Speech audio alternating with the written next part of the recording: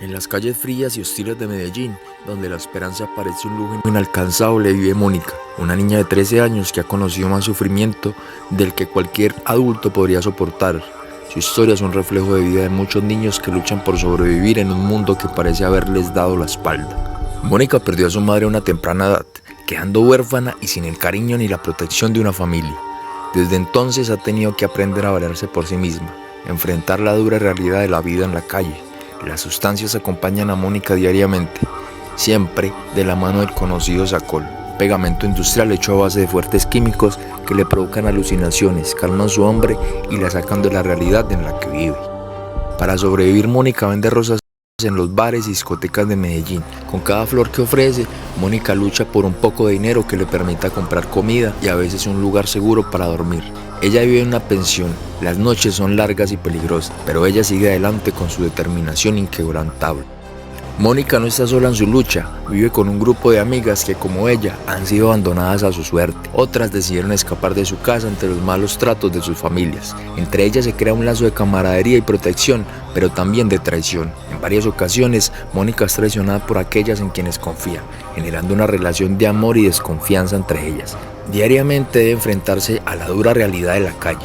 La lealtad es un bien escaso. A pesar de las traiciones, Mónica muestra una lealtad inquebrantable a sus verdaderos amigos. Se convierte en una madre para esas niñas y jóvenes que están en su círculo social, como una madre para ellos, tal vez asumiendo ese vacío que tenía con su madre fallecida. Su corazón es noble y siempre está dispuesta a ayudar a quienes realmente la necesitan, mostrando una fuerza interior que contrasta con su frágil apariencia. Además tiene un novio, Anderson, quien también es un joven consumidor y que vive del rebusque y de la venta de sustancias. Anderson le demuestra a Mónica cariño, pero al mismo tiempo tiene varios amoríos con jovencitas de su entorno y nunca toma a Mónica como novia, sino como un pasatiempo, al igual que con todas. Pero ella lo ama realmente y soporta situaciones incómodas hasta el punto de pelearse con otras jovencitas por su relación. En esta ocasión descubre la traición por parte de una de sus amigas cuando encuentra una tarjeta de amor que le habían regalado a su novio, que esta tarjeta era de su amiga. Esta la había vendido por un par de pesos a la jovencita que pretendía Anderson, a sabiendas que esto afectaría a Mónica. La vida de Mónica es una montaña rusa de altibajos, de momentos de alegría fugaz y profundos abismos de tristeza.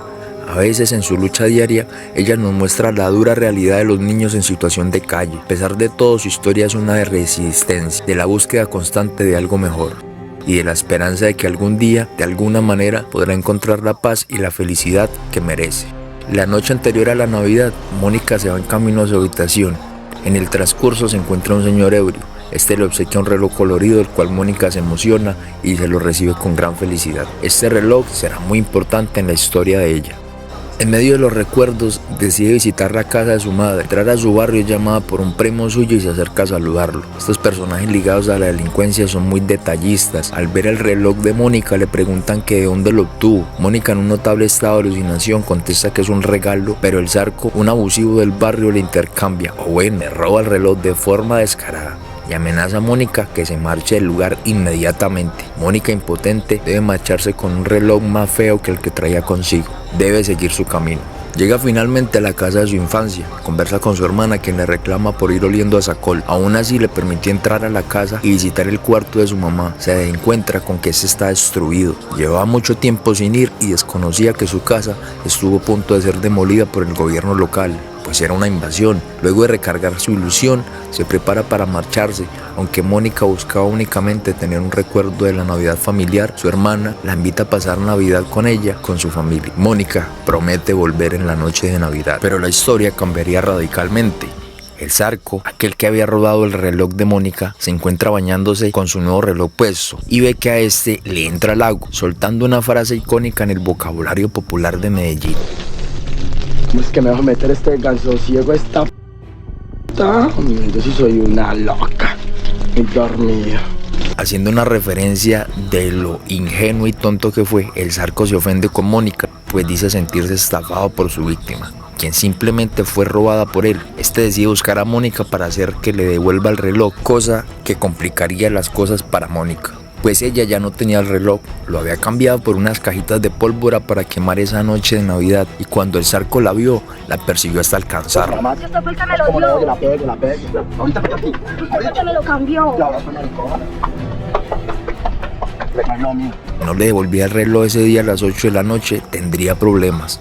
Mónica, ante tal intimidación, huye del sitio. Más tarde, Mónica, con la pólvora en mano, se alista para compartir la Navidad con su hermana y sus sobrinas en la casa de su infancia, en Miramar. Pero en el trayecto se demora solucionando los normales conflictos que rondan la vida de ella y sus amigos. Tras tantos tropiezos y dilemas, Mónica llega finalmente a la casa. Ya casi llegada a la medianoche, ni siquiera entra a la casa directamente. Y nadie la vio llegar. Entra por la parte trasera y se dirige a los escombros de la habitación de su madre. Es un lugar cargado de recuerdos y dolor. Desesperada y buscando consuelo, saca una bolsa recargada de Sacol y empieza a inhalar, esperando poder reencontrarse con su madre en sus alucinaciones. Mientras se encuentra inmersa en los sueños inducidos por el Sacol, el barrio es sacudido por la violencia. Un grupo armado local conocido en Medellín como La Razón o La Firma, que son grupos que dirigen los barrios, en un intento de eliminar al Zarco, quien ya estaba amenazado por sus frecuentes delitos, se desata una balacera en su contra. El Zarco en su vida encuentra a Mónica acostada en el suelo y aprovecha para acabar con su existencia. Cumplió sus amenazas y ella sin poder defenderse. Al día siguiente, los niños del barrio encuentran al Zarco en un caño. Fue alcanzado por los disparos de aquella banda que lo perseguía. Pasos más adelante se encuentra el cuerpo de Mónica recostado en la habitación de su madre, quien en su último momento de visiones vino y se la llevó consigo para siempre. La vida de Mónica, marcada por el abandono y la lucha constante por sobrevivir, termina de manera trágica, víctima de la misma violencia que intentaba evitar. La vendedora de rosas, niños y niñas que no eran actores, buscando hacer un proyecto realista, ganando con esto 14 premios nacionales e internacionales de cine.